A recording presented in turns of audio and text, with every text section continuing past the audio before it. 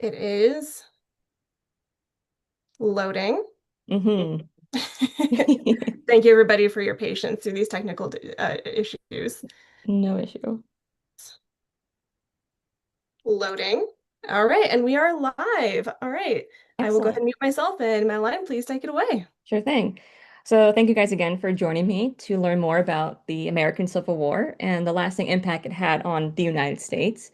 Many of you know me personally, but I want to introduce myself professionally as well. So I have a background in criminology, and I got my master's in American history last year.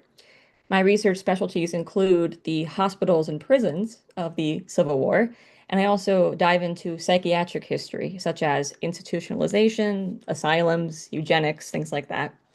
I'm an author and content creator for an organization called Emerging Civil War, which seeks to give a voice to the new generation of Civil War historians.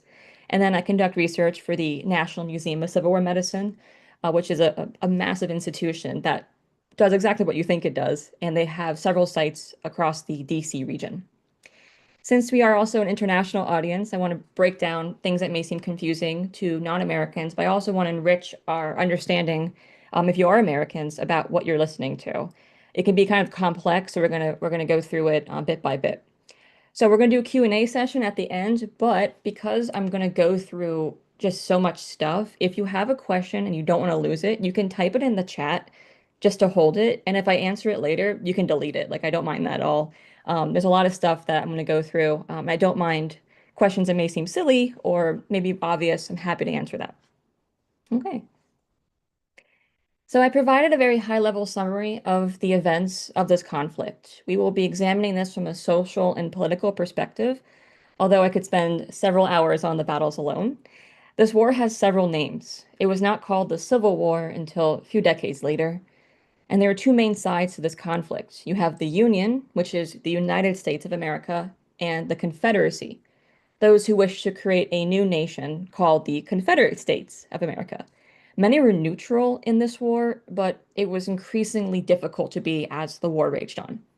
I want to point out that the war of northern aggression was uttered by many people in the South to describe the encroachment and oppression that they perceived they faced.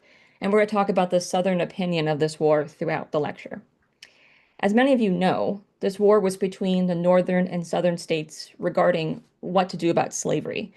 But many in the South argued a skewed view that it was about states' rights and federal oppression.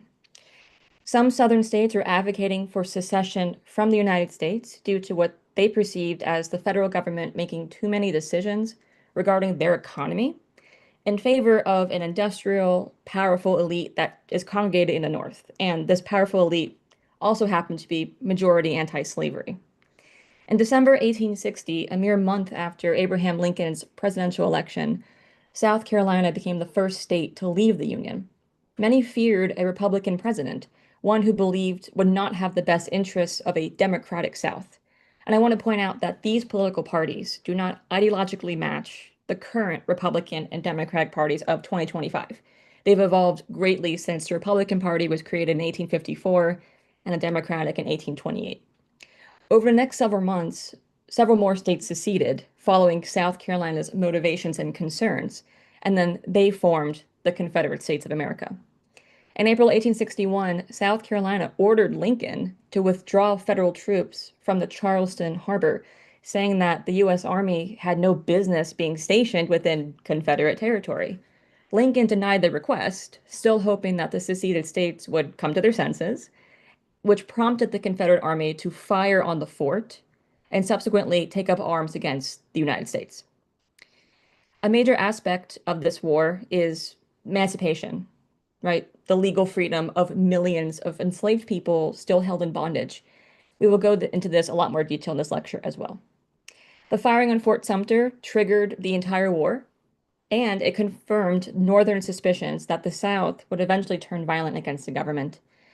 In April 1865, 4 years after the firing on Fort Sumter, the largest portion of the Confederate Army surrendered. This will signal that the Confederate war effort was futile, and within a matter of weeks, all Confederates surrender. Lincoln had been reelected to a second presidential term in March, but he was sadly assassinated less than a week after the surrender by John Wilkes Booth, a secessionist who feared Lincoln's perceived wrath against the South in the coming aftermath during his second term. And then the war was officially declared over almost a year and a half later. Lincoln never once recognized the Confederacy, which would have legitimized them as a foreign power. That is why we call this the American Civil War and not the Union Confederate War. It was state against state, American against American, in a contest to see which version of the United States would come out on top. This war ignited over the issue of slavery in the United States. This was an economic, political, humanitarian, and industrial situation, one that America could not decide. Should we be a nation that continues to rely on enslaved labor or not? As you'll notice on the map, the states where slavery was legal in practice congregate in the South, but not every slave state seceded. In the 1840s and 50s, there was increasing tension over the expansion of the United States and if the practice of slavery would be moved to these new territories. We acquired a massive amount of territory from Mexico in 1848, which includes the modern states of Texas, New Mexico, Arizona, Utah, Colorado, Nevada, parts of Kansas, Oklahoma, and Wyoming, and most importantly, the entire state of California. Pro-slavery Americans wanted to bring the institution out west to cultivate and work this new land. Abolitionists, who advocated for the outlaw of slavery, pressed the government to ban it from spreading. Some argued for a gradual emancipation, elimination of slavery, while others wanted it gone the very next day. Some of the tension, too, lied with the balance of free and slave states in Congress. As more states joined the Union, they got statehood. Northern and Southern politics grew more partisan, an us versus them attitude. American slavery was chattel, meaning that the enslaved were considered the legal property of their enslavers, and they were categorized in the same group as furniture and livestock. They needed manumission paperwork from a court to set them officially free. The South remained a relatively agricultural landscape, while the North industrialized, receiving more immigrants. This map shows what we call the Deep South, the darker patches where we see heavier concentrations of enslaved people by the time of the Civil War. This area thrived on cash crops like cotton, indigo, rice, and tobacco, which kept slavery alive, and as more and more workers were needed to cultivate and work this land, especially as America kept expanding. These crops were primarily grown in the South, where the humid climate was more favorable. It should also be said that not everyone within a seceded state wanted to depart from the Union. There are many Unionist enclaves in the Deep South. Each state held their own convention to debate secession, which is why this map delineates the stance of each county or parish in the South, as well as their ultimate date of secession from the Confederacy as a whole state. So some counties did not vote to secede, but if the majority of them did, the whole state went. However, being Unionist doesn't mean you're anti-slavery automatically. Many Americans wanted to simply preserve the nation and viewed secession as treasonous. There were Americans who prospered from slavery, but did not want to see the country dissolved in two. Some did equate being pro-Union with fighting against the institution of slavery. But this would not be a popular correlation until midway through the war, and we'll get to that soon. After the Confederates fired on Fort Sumter in April 1861, Lincoln called for 75,000 volunteers to help end the rebellion in the South. This agitated many Southerners who could not imagine taking up arms against their own family, friends, and their neighbors. Some Southerners believed their country to be their state, rather than the nation as a whole. It forced neutral folks in the South to take a side after all. The final wave of secession occurred after Fort Sumter, and the Civil War had begun. Now, I apologize for this map being a little blurry. It's just the best map that I could find for this. And here we have an official map of the Union, the Confederacy, the territories, and the border states, okay? The Confederacy formed their own government, copying and pasting the U.S. Constitution, but they added a clause that slavery was legal. It was a copy-paste situation, but they added one little bit that said, hey, slavery is completely fine. We're going to promote it. They established their own three branches of government, equipped with a president, cabinet, and senate. It's kind of ironic when you think about it that a group of states who left America because of a strong government form their own nation that is an exact replica of the one they despised, rather than remain independent countries. Scholars argue that the Confederacy would have not succeeded or thrived due to the independent nature of these states, that in the end, they wouldn't have worked well together at all, and maybe they would have rebelled against each other with this whole concept of federalism in the South. Border states were not just called that because they're literally on the border of the Union and Confederacy, but also because they agreed not to secede in exchange for being allowed to keep their enslaved labor. Lincoln was fearful of secessionism and the threat it posed to the rest of the country, and he targeted states that already had a large Unionist population. These states' troops fought under the U.S. flag, standing for unity and abolitionism, even though they continued to prosper from slavery during the war. Territories were not able to join either side since they were not officially states yet.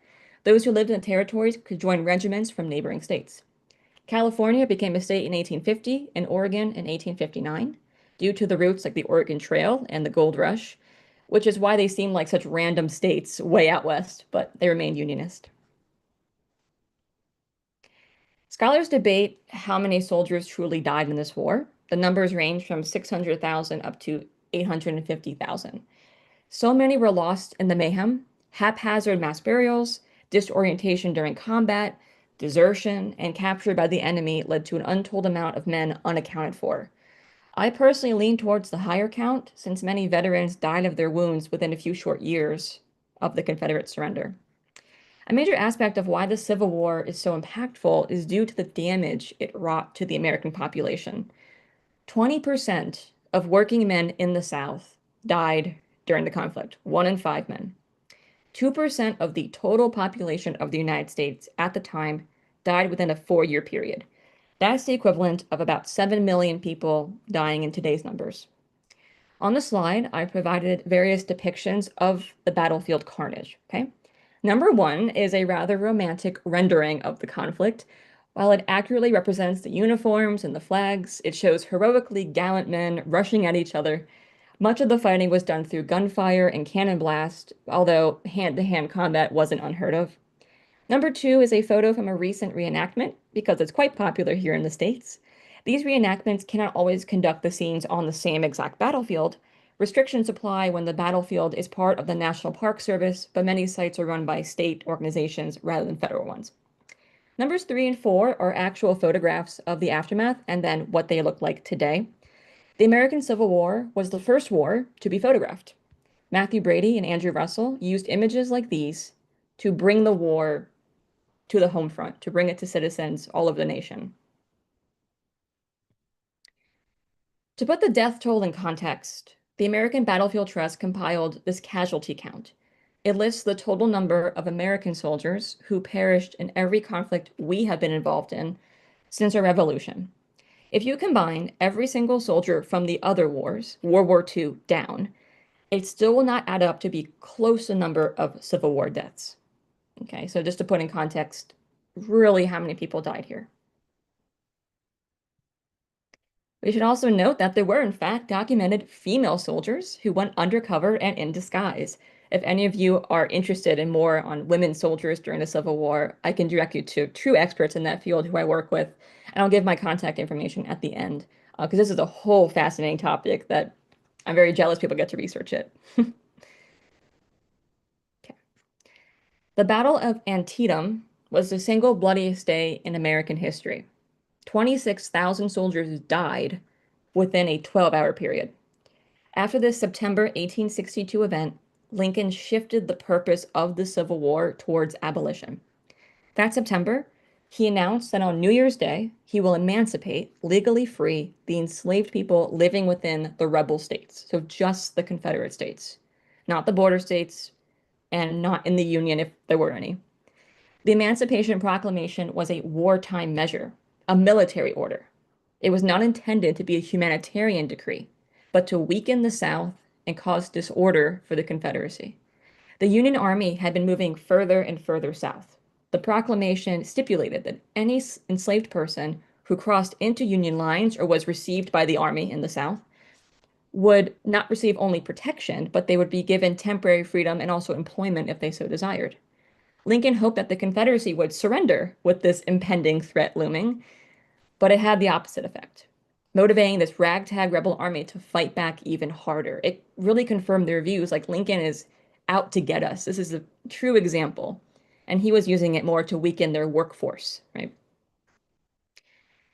The Union now, however, had a new purpose and mission to free enslaved people as they pushed further into the Confederate States. Additionally, with hundreds of thousands of enslaved people now able and willing to help the Union war effort, the United States Colored Troops was established in May of 1863. Although segregated, this is the first time in U.S. history that Black men would be legally allowed to take up arms and join the military. This was a wartime measure, meaning it was going to expire at the end of the conflict. Lincoln foresaw a new and difficult problem ahead.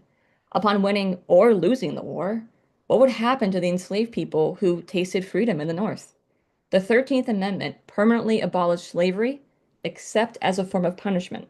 It was passed by Congress in February of 1865, 2 months before the Confederate Army surrendered. The Confederacy lost the Civil War.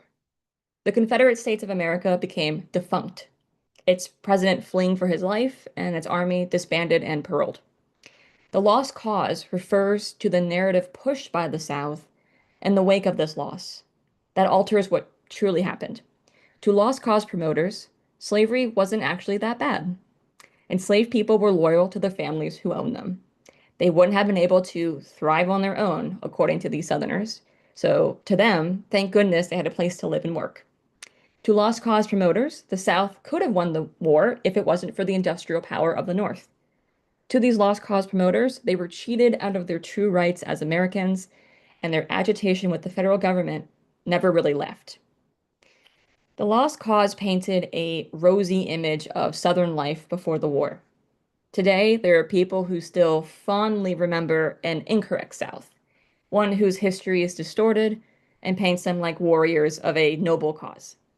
Or, conversely, some modern Americans seek to erase the history of slavery in their beloved South, hoping to remove it from the causes of the Civil War entirely. Since the end of the Civil War, the Confederate cause and its flag have been utilized for white supremacist purposes. In recent decades, groups fighting for smaller government on behalf of corrupt politicians or those who want a white Christian nation again have mobilized with the flag. Neo-Confederates continue to not only twist Southern history and the history of the United States, but to rally others behind disturbing and dangerous causes of the 21st century. I've spotlighted two unfortunate but memorable events in recent American history. On the left, the Confederate flag was spotted all over Charlottesville, Virginia during the deadly 2017 Unite the Right rally, which started over the removal of a statue of Confederate General Robert E. Lee. And on the right, we see that the flag was deployed during the also deadly January 6th insurrection, when believers in the false election of Donald Trump in 2020 stormed the U.S. Capitol building while Congress was in session to disrupt the confirmation of Joe Biden's election. Notably, on the top right, the flag is overlaid on a gun, okay, and it says, "Come and take it," to symbolize federal encroachment on gun rights, much like the South viewed federal encroachment on the right to slavery. Another devastating legacy of the Civil War is the current debate of the removal of Confederate monuments and the commemoration of Confederate war efforts. Much of these monuments were erected during the Lost Cause in order to pay homage to the hundreds of thousands of Southerners who died. The federal government did not pay for all of these monuments, so organizations like the United Daughters of the Confederacy and Sons of Confederate Veterans sprang up to do that task. Americans have been asking themselves, how do we balance remembering what was lost with who was lost? How is it proper to memorialize those who committed treason and rebellion against the United States? In the wake of these conversations, more talk has been circulating over the connection between Confederate memorialization and white supremacy. Modern Americans have viewed the use of the flag and these monuments as synonymous with being racist. Is there a healthy line that can be drawn? We are still trying to figure that out, and it's not very successful. On the slide, there are two state flags. Both are the state flags of Mississippi. The one on the left was recently retired. the last to remove the Confederate stars and bars, so like that X formation. And then we see here on the right one, that's the new edition with the flower, okay? That one was added in 2021. Okay, so the last state to remove the Confederate flag only happened a few years ago, and it was a pretty big deal. If you grew up in America, you would remember at the start of every school day, we recited the Pledge of Allegiance. This did not become mandated across public schools until the 1940s, with the Under God line being added in 1954. Its origins lie in the Civil War, when we are one nation that is indivisible, one nation that stands up for justice for all its citizens under one flag. When people ask me if slavery would have ended on its own, I unfortunately say no. This nation needed to go to war to settle the debate over slavery. Did the war need to be as bloody and devastating as it was? Absolutely not. I hope this lecture has helped you understand more of America's current relationship with itself, how we were forged in fire, and overcame what many call our Second American Revolution. Thank you. And I'll open now to any questions, comments, or discussion anyone would like to have.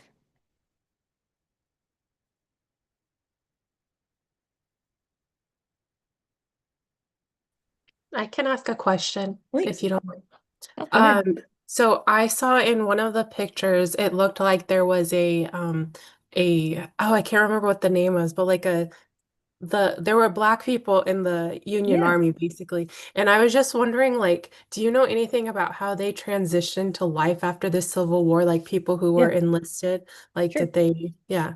Yeah, absolutely. So another aspect that I could have covered here, but it would have just been a lot of information, is Reconstruction. It's the period of time literally after the Civil War, or reconstructing the nation, putting it back together. The Southern states have to agree to what's called the Reconstruction Amendments, abolishing slavery, granting African American citizenship, and giving Black men the right to vote. Swath of things they have to agree to. The USCT, right, the colored troops still existed.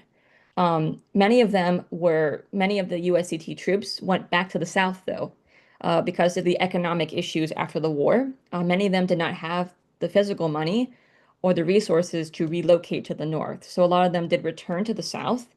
And very shockingly, which many of my students who I've taught can't grasp this, a lot of them went back to the plantations where they were enslaved. Because now these plantation owners, they still need people to work the land. Slavery is illegal, they're going to employ them. And so it's not a loyalty thing. It's more like, hey, opportunity. I need a job and you need someone to work this land. So the idea of sharecropping, that they get a share of the crops or share of the land in exchange for labor, popped up. There were USCT who entered the military full time. We had subsequent wars out west, the Indian Wars, as they're informally called, in the 1870s and 80s, when we pushed more out west, relocated a lot of the Native Americans in the western states. And eventually we'll also fight a war um, in Cuba and in the Philippines, the Spanish-American War, where USCT troops will fight. And then World War One. World War One will be the last war where USCT troops will truly fight. In World War Two, they do fight alongside their white counterparts. And then the military will be desegregated at that time. So there's different situations. You enter the military, you go back to the South and farm, or you make it up north. Because of World War One, many African Americans were able to leave the segregated and extremely dangerous South because they needed people to work in the factories for the war effort now. We're fighting our most massive war we've really ever fought. So a lot of them were able to essentially escape from that continued cycle and move up north. Hope that answers your question. No, it absolutely Yeah. does. I studied labor migration history, and I was like, I think there's some like There overlap here. is. Okay, thank you. Yes. There weren't as many opportunities for Black troops to gain like officer status. And if they did, they were not on the same level as white officers.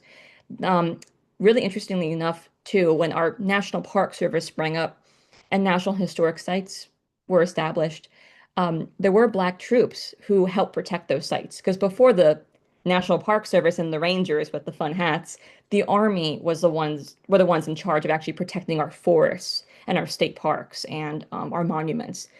So a lot of them were actually sent out to the forest to work there. So, yeah.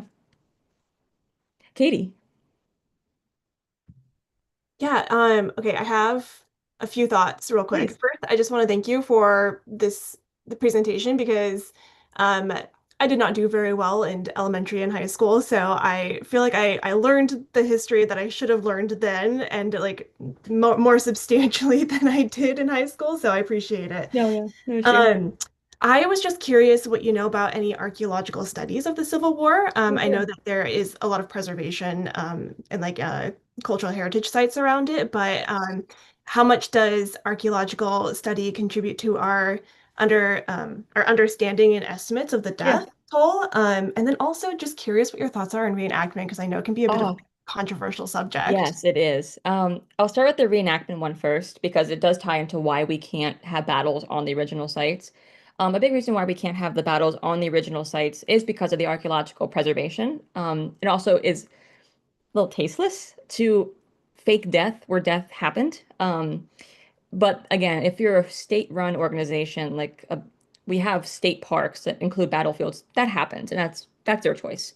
The reenactments are getting less and less popular, mainly because we don't have young people interested in suiting up and running at each other. I enjoy viewing them just for the historical purpose. And we have usually like narrators, like people who do auctions, come out and like talk about what's happening. Um, it's growing less popular because of why are we replicating death? Why is this happening? And we have people who necessarily have to portray the Confederate Army. And we get people, it's actually pretty unfortunate. They're doing it for historical accuracy and historical purposes. Um, but it's almost like, why are you doing that? Why are you choosing to portray a Confederate soldier? Um, why does that interest you so much? So I don't think it's mainly like their personal views and they don't feel Confederate, but somebody has to play that side. And then they unfortunately get some slack for it. In terms of the archaeology, there has not been as much as you would think.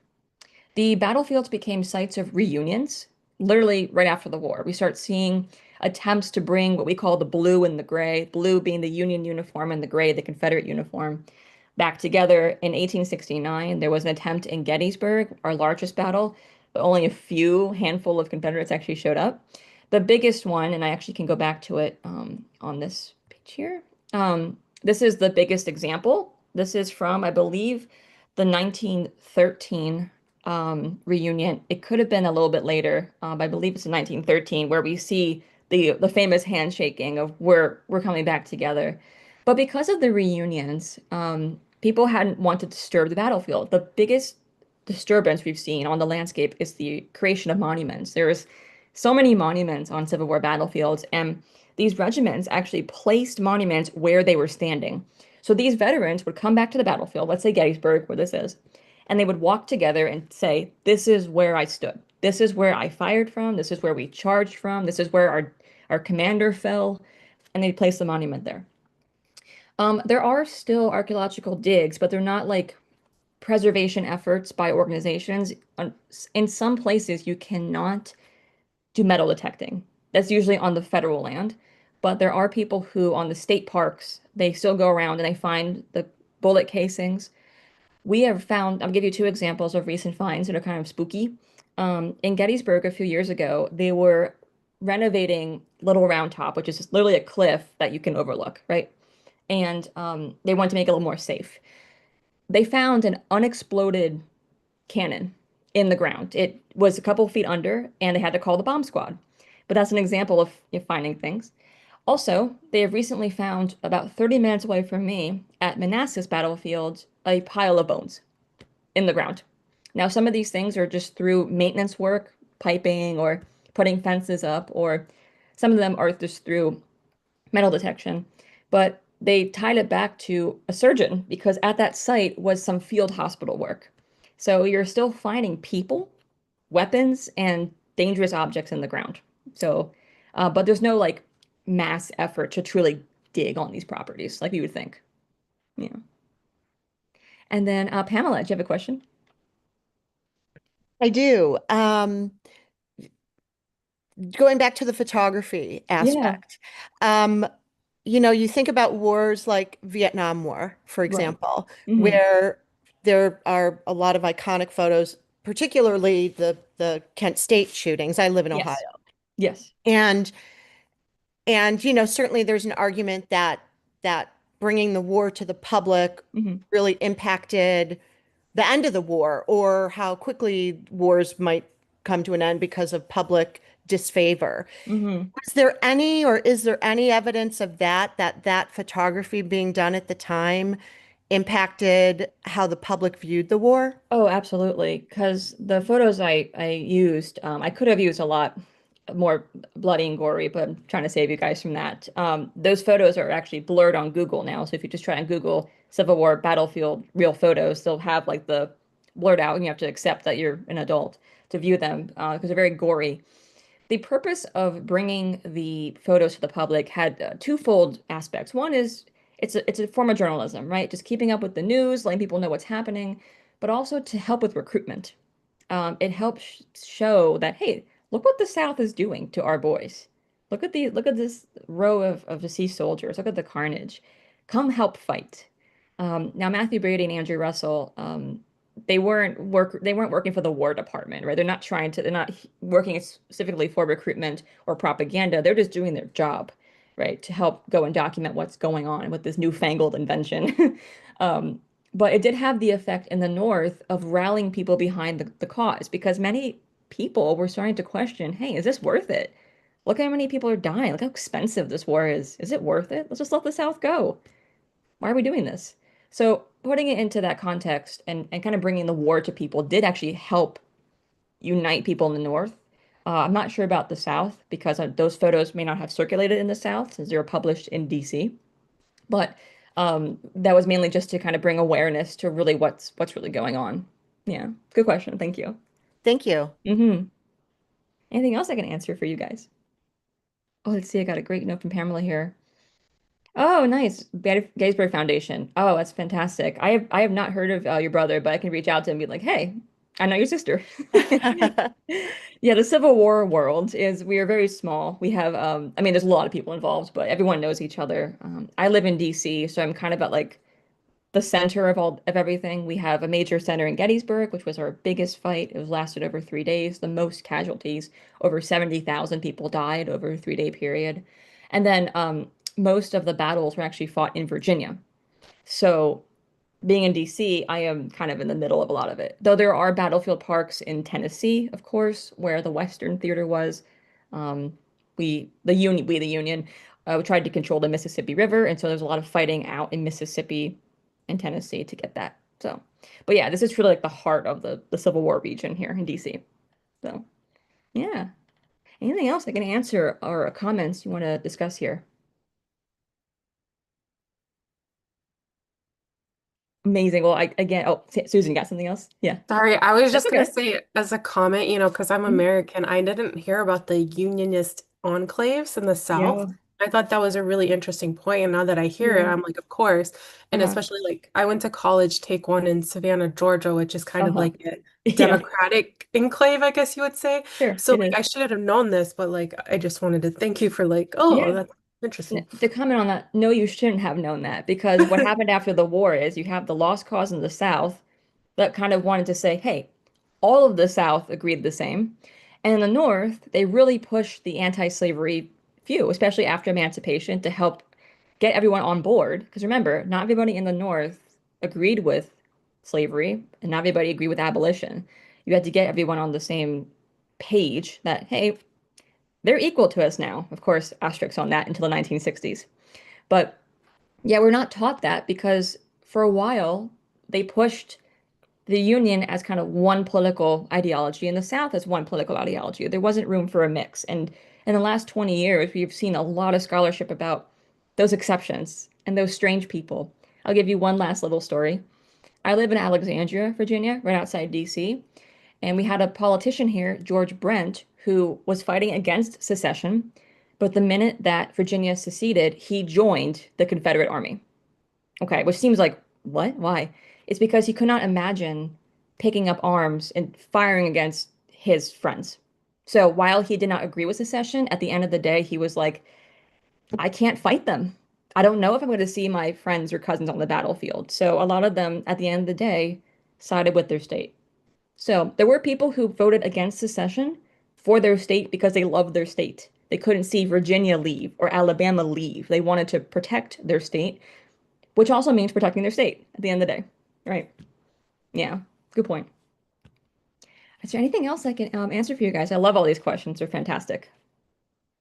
And again, you have my email there. I do have a website. It's quite fancy. Feel free to reach out to me if you have any other questions or interests. I'm happy to redirect you or answer them directly. Excellent. Yeah, thank you. Absolutely. Thank you. Awesome. If there's no more questions,